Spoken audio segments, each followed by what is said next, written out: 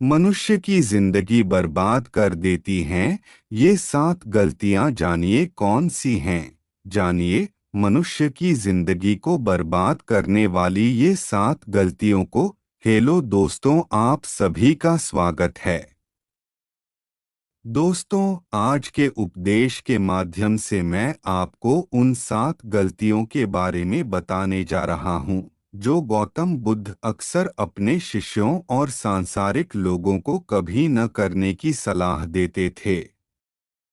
दोस्तों, अगर आप अपने जीवन में खुश रहना चाहते हैं तो आज से ही ये 7 गलतियां करना बंद कर दीजिए। तो आइए बिना समय बर्बाद किए जानते हैं उन 7 गलतियों के बारे में जो व्यक्ति का जीवन बर्बाद कर देती हैं। नंबर 1, किसी को जबरदस्ती सलाह देना।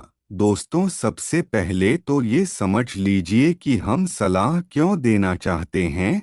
हम सलाह देना चाहते हैं क्योंकि हम चाहते हैं कि दूसरों को बुद्धिमान लगे, लेकिन होता बिल्कुल उल्टा है, यानी वह हमें मूर्ख समझता है। दोस्तों देखिए, 2 तरह के लोग होते हैं। एक तो वो जो बड़ी बड़ी कहानियां सुनाते हैं, लेकिन उनकी बातों का लोगों पर कोई असर नहीं होता, और दूसरे वो हैं जो एक शब्द कहते हैं और लोगों के दिल कांप उठते हैं। इसलिए ऐसा इंसान बनो जिसकी हर बात की वैल्यू हो। एक छोटी सी घटना से मैं आपको समझाता हूँ। एक बार गौतम बुद्ध जंगल के रास्ते से गुजर रहे थे। तभी एक साधु की नज़र उन पर पड़ी और वह उनकी ओर आकर्षित हो गए।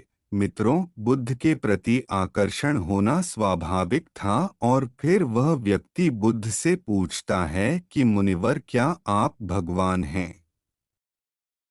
बुद्ध कहते हैं नहीं। तब भिक्षु पूछता है, तो फिर क्या आप सचमुच भगवान हैं? बुद्ध कहते हैं नहीं। बुद्ध तब कहते हैं कि मैं भी तुम्हारी तरह एक आदमी हूँ, सिर्फ इतना अंतर है कि मैं जाग रहा हूँ और तुम अभी सो रहे हो। तब भिक्षु बुद्ध कहता है कि तुम्हारे चेहरे की चमक देखकर लगता है कि तुम एक आदर्श व्यक्ति हो, वह एक आदमी है। मैं यह जानना चाहता हूँ कि आपके गुरु कौन हैं और किसके मार्गदर्शन ने आपको एक आदर्श मनुष्य बनाया। बुद्ध कहते हैं कि शुरू में मेरे कई गुरु थे, लेकिन मैं आत्मज्ञान के इस पथ पर अकेला ही चला और मैंने सैकड़ों गलतियां की। उसके बाद मुझे स्वयं ही आत्मज्ञान प्राप्त हुआ।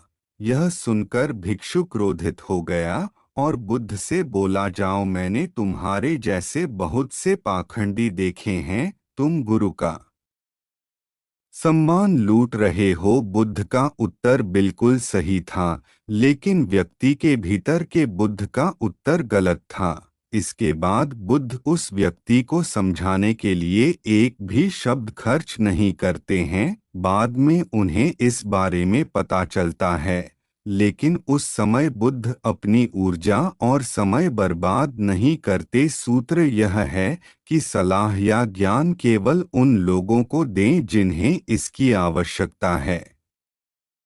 नंबर 2, अपने आप को किसी वस्तु, व्यक्ति या परिस्थिति से बांधना। दोस्तों, ये जिंदगी 2 रास्तों पर आधारित है। पहले आप प्रगति करोगे और फिर विनाश की ओर जाओगे। तो एक बात तो तय है कि अगर आप अभी प्रगति नहीं कर रहे हैं तो आप हर पल विनाश की ओर बढ़ रहे हैं। ये बात भले ही आप जानते हो या नहीं। दोस्तों, लोग नशा इसलिए नहीं छोड़ते क्योंकि उन्हें अभी तक पता नहीं होता कि यह भविष्य में कितना विनाशकारी हो सकता है। इसलिए जो चीजें आपके भविष्य में बाधा बन रही हैं, उन्हें धीरे धीरे ही सही, आज से ही छोड़ना शुरू कर दें। फिर आपकी जिंदगी धीरे धीरे बदलने लगेगी। नंबर 3, हर किसी की सलाह को ज्यादा गंभीरता से न लें। दोस्तों, उसकी सलाह को गंभीरता से न लें। जो देने लायक न हो, कैसे पता करें कि कौन योग्य है और कौन नहीं? सीधी सी बात है, अगर कोई बुजुर्ग व्यक्ति है और सभी लोग उसका सम्मान करते हैं, तो सिर्फ इसलिए उसकी सलाह को कभी गंभीरता से न लें। बड़े बुजुर्ग अच्छी सलाह देते हैं, लेकिन यह हर बार सच नहीं होता। दोस्तों, अगर आप कुक बनना चाहते हैं और किसी गायक से सलाह लेते हैं, तो संभव है कि गायक आपको सलाह तो दे, लेकिन आपका खाना नहीं बनेगा जो मानक आप चाहते हैं। हर सलाह को अपने अनुभव के आधार पर परखें और बिना अनुभव किए किसी नतीजे पर न पहुंचें। तो दोस्तों, हर किसी की सलाह को गंभीरता से ना लें। नंबर 4, न तो अपनी माँ का अपमान करें और न ही किसी को आपका अपमान करने दें। इस पूरी दुनिया में अगर कोई है जो आपको निस्वार्थ भाव से प्यार करता है, तो वह आपकी अपनी माँ है। दोस्तों, गौतम बुद्ध की माता, जिनका नाम महामाया था, ने बुद्ध को जन्म देने के 7 दिन बाद अपना शरीर त्याग दिया था। उसके बाद बुद्ध की मौसी, जिनका नाम रानी प्रजापति था, ने उनका पालन पोषण किया।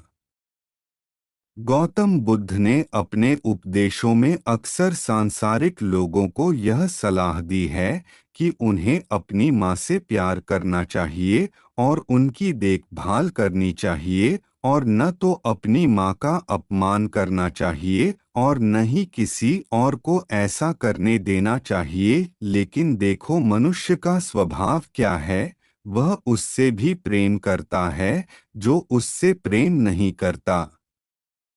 दोस्तों, जिन लोगों को लगता है कि उनके पास जीवन में कुछ बड़ा करने का कोई बड़ा कारण नहीं है, तो आइए आज मैं आपको एक बड़ा कारण बताता हूँ। अपनी माँ के लिए कुछ अच्छा करें, उन्हें वह जीवन दें जिसकी वह हकदार हैं। नंबर 5, दूसरों के बारे में सोचते रहना। नोट: प्रत्येक शब्द को ध्यान से सुने। दोस्तों, अगर आप ध्यान से देखेंगे तो पाएंगे कि आप सारा दिन दूसरों के बारे में सोचते रहते हैं और फिर अंत में दुख ही मिलता है। इसलिए स्वार्थी बन जाएं और खुद से प्यार करें। लेकिन एक बात याद रखें कि खुद से किसी से प्यार करने या स्वार्थी होने का मतलब यह नहीं है कि आप दूसरों को नुकसान पहुंचाएं। मित्रों, बुद्ध भी स्वार्थी हो गए थे ताकि उन्हें ज्ञान प्राप्त हो सके।